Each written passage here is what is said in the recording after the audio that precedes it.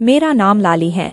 ये बात उन दिनों की है जब पिताजी का तबादला जैसलमेर से हुआ था। पुलिस की नौकरी में हम कहीं भी 3 साल तक ही रुकते थे। जैसलमेर बेहद खूबसूरत था, सुनहरी रेत और बड़े बड़े महल दिल को मोह लेते थे।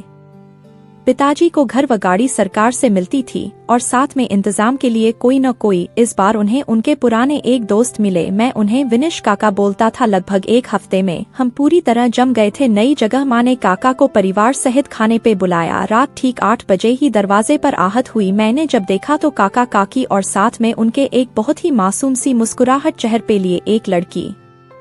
मैं उसे पहली दफा देख रहा था और मानो तो उसकी हंसी उसके चेहरे से काफी बड़ी थी। उसने मेरे हाथ में एक स्टील का टिफिन थमा दिया और बोली, ये आपके लिए है। मेरा मन इतना बेचैन था कि मैंने झट से उसे खोला तो देखा कि कुछ बेसन के लड्डू थे उसमें।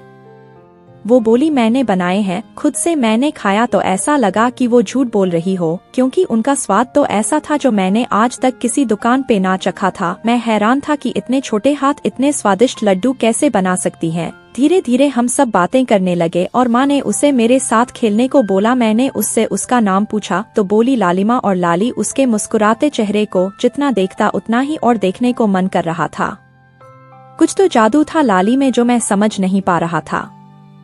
वो 5वीं में थी और मैं 7वीं में था। उसके सिर में लगे तेल की खुशबू से मेरा पूरा कमरा महक उठा था। लाली काफी कम बोल रही थी। काफी देर बाद वो बोली कि क्या वो रिमोट कार चला के देख सकती है। मैंने झट से उसे रिमोट थमा दिया जो मैं किसी को छूने भी नहीं देता था।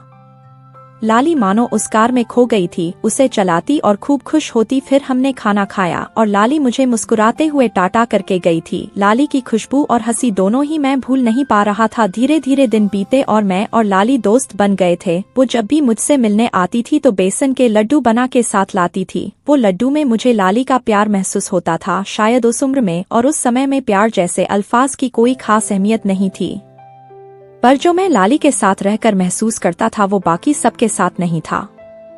हम रोज मिलने लगे। लाली गणित में जरा कमजोर थी तो माँ के कहने पे मैं उसे कुछ सवाल समझाता था। इस बहाने मैं उसे रोज मिलता था। हम पढ़ते और फिर खूब बातें करते थे। सब कुछ जान गए थे एक दूसरे के बारे में। एक बार अंक कम आने के कारण मास्टर जी ने लाली को तेज धूप में 4 घंटे खड़ा रखा था, जिस कारण लाली बेहोश होकर गिर गई थी।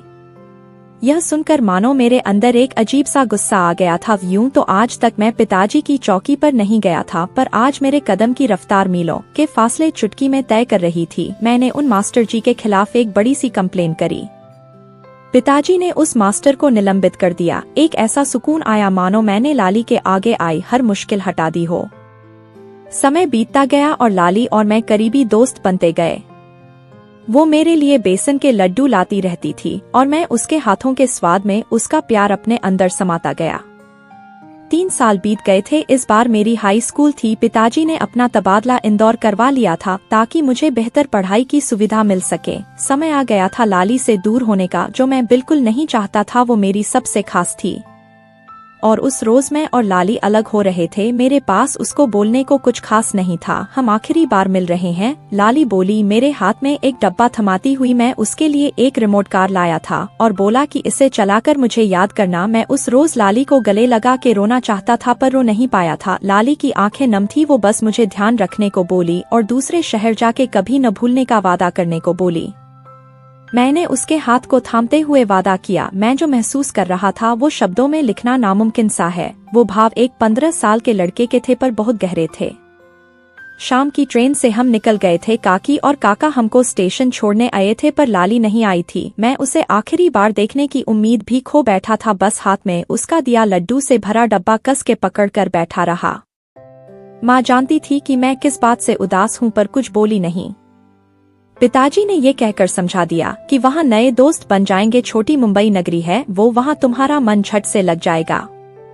पर मैं जानता था कि मुझे शहर नहीं, दोस्त नहीं, बस लाली चाहिए थी। पर ये बात पिताजी से नहीं बोल सकता था और नहीं माँ से। आज इस बात को 17 साल हो गए थे। बड़े शहर में आकर पढ़ लिख कर नौकरी भी लग गई थी और पिताजी ने शादी भी करवा दी थी। काफी अच्छी है मेरी पत्नी, पूरा घर संभाल रखा है। लाली की भी शादी हो चुकी थी। एक रोज उसकी शादी का निमंत्रण पिताजी की चौकी पे आया था। लाल और सुनहरे अक्षरों में लिखा था, लालिमा संग संदीप। मेरी लाली अब लाली नहीं, किसी संदीप की लालिमा बन चुकी है। क्या पता उसे अब भी वो वादा याद होगा जो मैं आज भी निभा रहा हूँ। लाली से दूर होने के बाद मैंने लड्डू खाने भी छोड़ दिए थे, क्योंकि उसके हाथों का स्वाद मैं हमेशा याद रखना चाहता हूँ। शायद माँ समझती है, मेरे और लाली की छोटी सी दास्तान पर कभी जिक्र नहीं किया। हर दिवाली मेरी पत्नी 2 सवाल ही करती है। पहला कि उनके बनाए बेसन के लड्डू क्यों नहीं खाता या चखता, और दूसरा वो टीन का जंग लगा डब्बा क्यों नहीं बेचने देता जो सालों पुराना हो गया है। दोनों ही सवाल के जवाब लाली की यादों से जुड़े हैं, जिनका मैं कोई जवाब नहीं दे पाता हूँ। तो यही कहानी है मेरे पहले प्यार की, जो आज भी कहीं मेरे मन में सांस लेता है, जिसका वादा आज भी निभा रहा हूँ। बचपन का प्यार था वो, पर आज भी मेरे अंदर किसी कोने में है, जबकि ये भी नहीं जानता था कि लाली कहाँ है, कैसी है, मुझे भूली तो नहीं है अपनी नई दुनिया में। मेरा पहला प्यार लाली और उसके हाथ के बने बेसन के लड्डू से हुआ था। दोस्तों, उम्मीद करती हूँ आपको हमारी कहानी पसंद आई होगी। कहानी पसंद आई है तो वीडियो को लाइक करें, और चैनल पर नए हैं तो चैनल को सब्सक्राइब करें और नोटिफिकेशन बेल को जरूर दबाएं, ताकि अगली अपडेट सबसे पहले आपको मिले।